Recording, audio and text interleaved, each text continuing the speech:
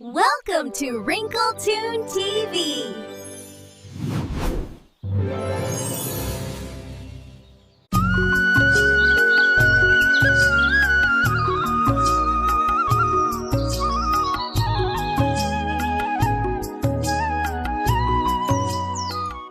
सर्दियों की एक ऐसी सुबह जहां कोहरे ने पूरे गांव को अपनी चादर में लपेट लिया था।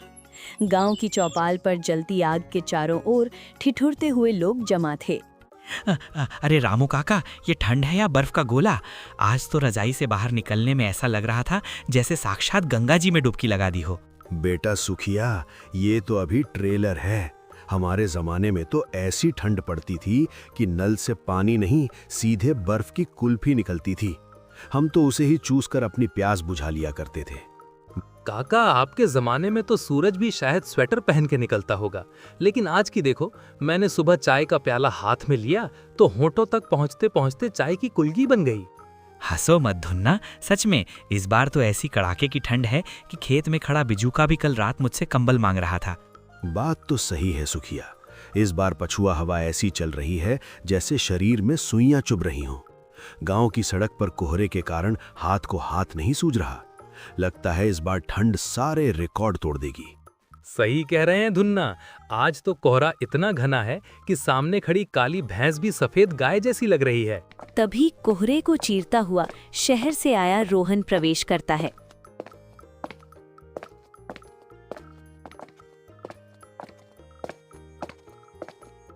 उसने दो स्वेटर, भारी जैकेट, टोपा और दस्ताने पहने हैं, फिर भी कांप रहा है। ओ माय गॉड काका, ये गांव है या फ्रिज का फ्रीजर? हमारे शहर में तो 10 डिग्री पर लोग हाहाकार मचा देते हैं। यहाँ तो हवा ऐसे चल रही है जैसे कोई चाकू मार रहा हो। अरे सुखिया देख, मुझे लगा कोई भालू चला आ रहा है। ये तो अपना शहर वाला रोहन बाबू है। क्यों बाबू, इतना सामान लाद लिया है फिर भी थरथरा रहे हो? अरे भाई क्या बताऊं, शहर में तो हम एसी को हीटिंग मोड पर डाल देते हैं। यहाँ तो कोहरा इतना है कि मुझे लगा सामने वाली दीवार चल रही है। पास गया तो पता चला वो पड़ोसी की भैंस थी। अरे बेटा, तुम्हारे शहर की ठंड पाउडर क्रीम वाली ठंड है, बस गाल गुलाबी करती है। हमारे यहाँ की ठंड तो सीधे फेफड़ों में घुसकर कबड्डी खेलती है। तुम लोग तो धूप निकलने पर छत पर सनबाथ लेते हो, यहाँ तो धूप भी ऐसी निकलती है जैसे टॉर्च की सेल खत्म हो गई हो। और ये दस्ताने क्यों पहने हैं? यहाँ दस्ताने पहनकर आग नहीं सेकी जाती। यहाँ तो हाथ सीधे अंगारों में डालने पड़ते हैं, तब जाकर पता चलता है कि शरीर में खून है या बर्फ। भाई मैं तो सुबह नहाने का सोच रहा था, पर जैसे ही नल को छुआ ऐसा लगा 440 वोल्ट का करंट लग गया हो। पानी इतना ठंडा है कि उसे सिर्फ दूर से देखकर ही मुझे जुकाम हो गया। बेटा रोहन, शहर में तुम लोग ठंड को एंजॉय करते हो, फोटो खींचकर स्टेटस डालते हो, विंटर वाइब्स। यहाँ बेटा वाइब्स नहीं, सीधे वाइब्रेशन होती है। यहाँ की ठंड में अगर जरा सी लापरवाही की तो मुंह से आवाज नहीं, सीधे सीटी निकलती है। सही कहा काका, शहर वालों की ठंड तो पिज्जा जैसी होती है, थोड़ी देर में खत्म। हमारे यहाँ की ठंड तो शादी की विदाई जैसी है, खत्म होने का नाम ही नहीं लेती और रुला कर ही दम लेती है। जैसे जैसे दिन बीतते गए, गांव में एक अजीब सा डर फैल गया। ये डर किसी भूत प्रेत का नहीं, बल्कि ठंडे पानी की उस बाल्टी का था जो लोगों को न नहाने के बहाने खोजने पर मजबूर कर रही थी। सच बताऊं भाइयों, आज चौथा दिन है, मैंने तो लोटे को हाथ तक नहीं लगाया। पानी की बाल्टी को देखता हूं तो ऐसा लगता है जैसे वो मुझे काट खाएगी। अरे भाई, मेरा रिकॉर्ड सुनोगे तो पैरों के नीचे से जमीन खिसक जाएगी। मैंने तो पिछले रविवार को आखिरी बार पानी छुआ था, वो भी गलती से गिलास गिर गया था। अब तो मुझे पसीने से भी डर लगता है कि कहीं वो जमकर ओले न बन जाएं। अरे धुन्ना, पसीना तो तब आएगा ना जब तुम रजाई से बाहर निकलोगे। तुम तो रजाई में ऐसे लिपटे रहते हो जैसे समोसे के अंदर आलू। और वो देखो अपने शहर बाबू रोहन को। क्यों बाबू, आज सुबह शावर लिया या बस परफ्यूम छिड़क कर काम चला लिया? भाई साहब, शावर की बात तो मत ही करो। यहाँ तो नल खोलते ही पानी ऐसे गिरता है जैसे कोई पिघली हुई बर्फ की सिल्ली मार रहा हो।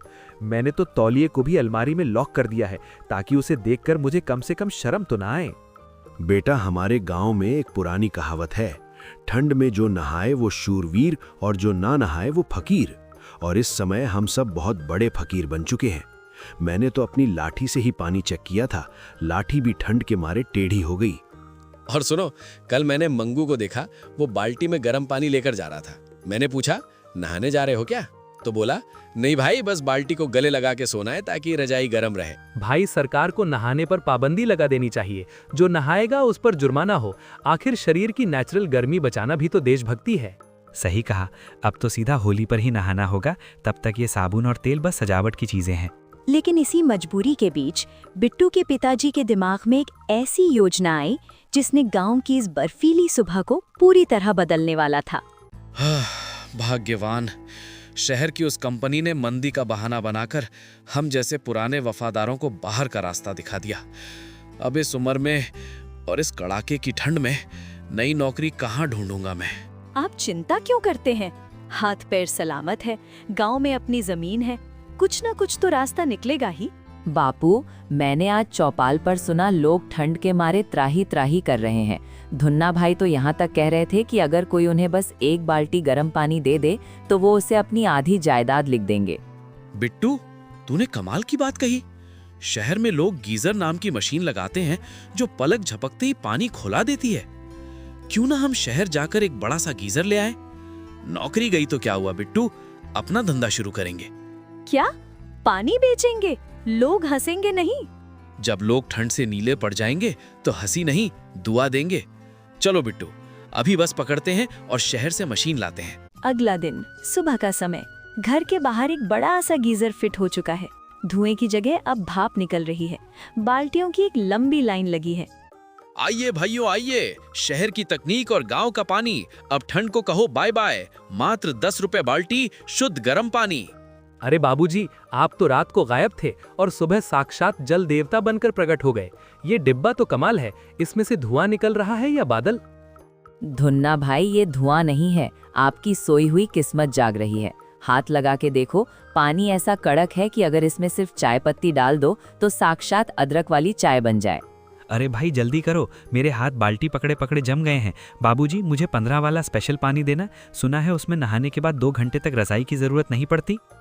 बिल्कुल सुखिया, ये 15 वाला स्पेशल पानी सीधे हड्डियों की सिकाई करता है।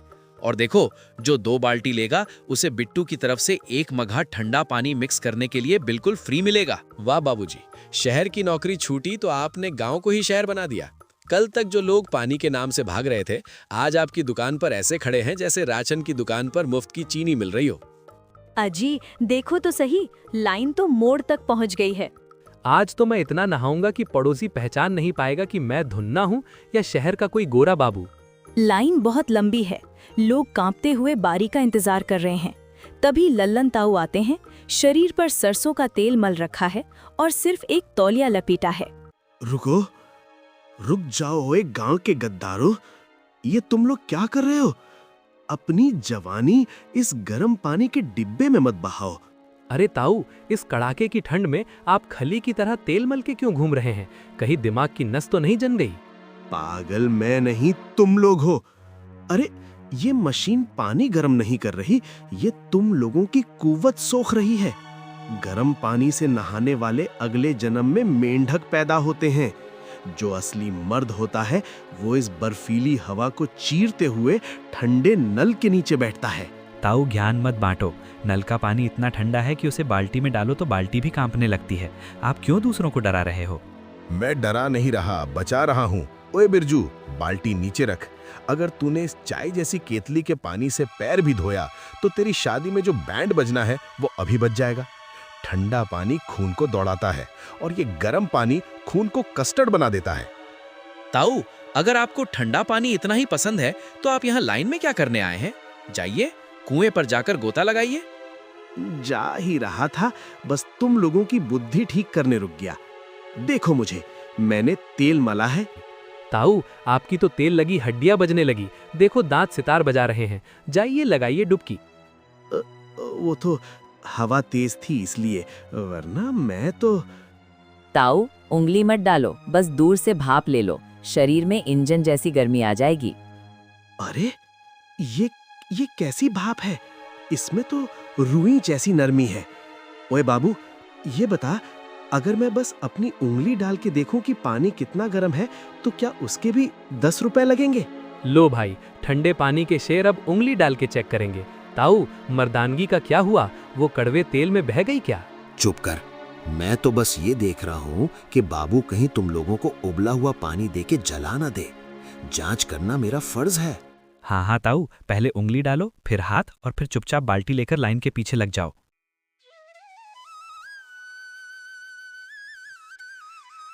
गरम पानी की दुकान मजे से चल रही थी, लेकिन चोरों की नजर अब इस जादुई डिब्बे पर पड़ चुकी थी। अगली सुबह जब गांव जागा तो नजारा कुछ और ही था। बिट्टू के घर के बाहर लोगों की भारी भीड़ है। सबके हाथ में बाल्टियां हैं, पर जहां कल गीजर लगा था वहां अब सिर्फ 2 कटे हुए तार लटक रहे हैं। अरे बाबूजी, ये क्या? जहाँ कल स्वर्ग का झरना बह रहा था, वहाँ आज सिर्फ ये 2 तार क्यों लटक रहे हैं? क्या गीजर रात को खुद ही गर्म होकर उड़ गया? क्या बताऊं धुन्ना भाई, सुबह उठा तो देखा खूंटा खाली था। चोरों ने गीजर क्या चुराया, मेरी तो किस्मत ही चुरा ली। अयो वाह, मतलब चोर भी अब समझदार हो गए हैं। सोना चांदी छोड़ो, इस ठंड में तो गीजर ही सबसे बड़ी जायदाद है। मुझे तो लगता है चोर उसे ले जाकर किसी गुफा में हॉट बाथ ले रहे होंगे। अरे भाई, ये तो अनर्थ हो गया। मैंने तो आज बीवी से वादा किया था कि बाबूजी के पानी से नहाकर आऊंगा तो वो मुझे देसी घी का पराठा खिलाएगी। अब तो पराठा भी गया और नहाना भी। देखा, मैंने कल ही कहा था कि ये बिजली का चोंचला है। देखो, आज भगवान ने खुद ही उसे वापस बुला लिया। अब चलो सब मेरे साथ कुएं पर, मर्दानगी दिखाओ। चुप रहो ताऊ, आपकी मर्दानगी कल उंगली डालते ही जम गई थी। बाबूजी, आपको क्या लगता है, चोर गांव का है या कोई प्रोफेशनल? जो भी है, बड़ा शौकीन चोर है। अरे भाई, कम से कम प्लास्टिक का पाइप तो छोड़ जाता। अब तो कोहरा इतना घना है कि इस धुंध में चोर को ढूंढना मतलब दूध के समंदर में चीनी ढूंढने जैसा है। अरे बाबूजी, कहीं वो खालिद चचा तो नहीं ले गए? वो कल खुलेआम कह रहे थे कि ये विदेशी डिब्बा सबको आलसी बना रहा है। हो सकता है उन्होंने ही उसे ले जाकर कुएं में विसर्जित कर दिया हो। या फिर वो शहर वाला रोहन, उसे कल बहुत ठंड लग रही थी। हो सकता है उसने अपने शहर ले जाने के लिए इसे चुरा लिया हो, ताकि रास्ते भर पानी गर्म रहे। चोर कोई भी हो भाइयों, एक बात तो तय है, आज के बाद गांव के उस चोर के घर से जो भाप निकलेगी वही उसका पता बताएगी। सही कहा बाबूजी, जिसके घर से आज चमेली के साबुन की खुशबू आई, समझो गीजर उसी के घर में खौल रहा है।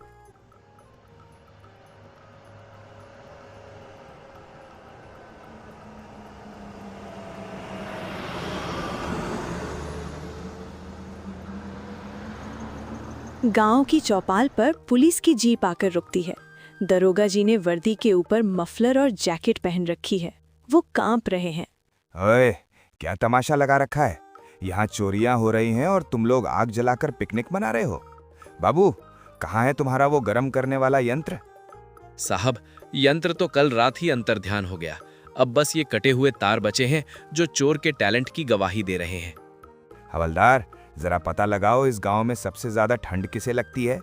जिसने रजाई के अंदर भी स्वेटर पहना हो, समझो वही सस्पेक्ट है।